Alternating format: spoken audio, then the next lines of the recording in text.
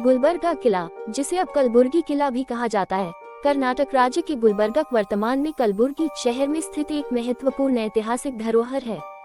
इस किले का निर्माण 14वीं शताब्दी में बहमनी सल्तनत के संस्थापक सुल्तान अलाउद्दीन बहमन शाह ने करवाया था। किले की वास्तुकला फारसी और भारतीय शैलियों का मिश्रण है, जो इसे विशेष बनाती है। गुलबर्गा किले का निर्माण मूल रूप से वारंगल के काकतीय वंश के राजा गुलचंद ने 12वीं शताब्दी में करवाया था। बाद में 1347 में बहमनी सल्तनत के सुल्तान अलाउद्दीन बहमन शाह ने इसे अपनी राजधानी बनाकर किले का विस्तार और सुदृढ़ीकरण किया।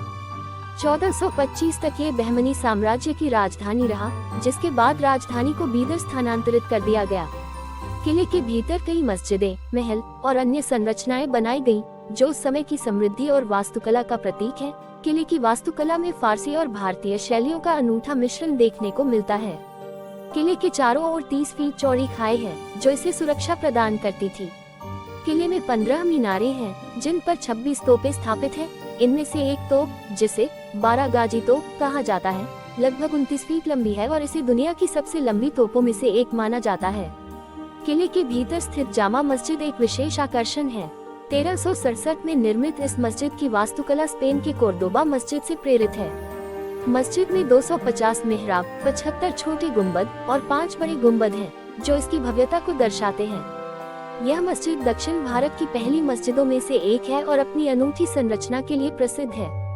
किले के पास स्थित ख्वाजा बंदे नवाज की दरगाह भी एक महत्वपूर्ण धार्मिक स्थल है।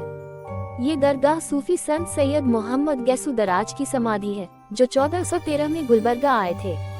दरगाह की वास्तुकला में भारतीय मुस्लिम शैलियों का मिश्रण दिखाई देता है और यह स्थान सभी धर्मों के लोगों के लिए आस्था का केंद्र है।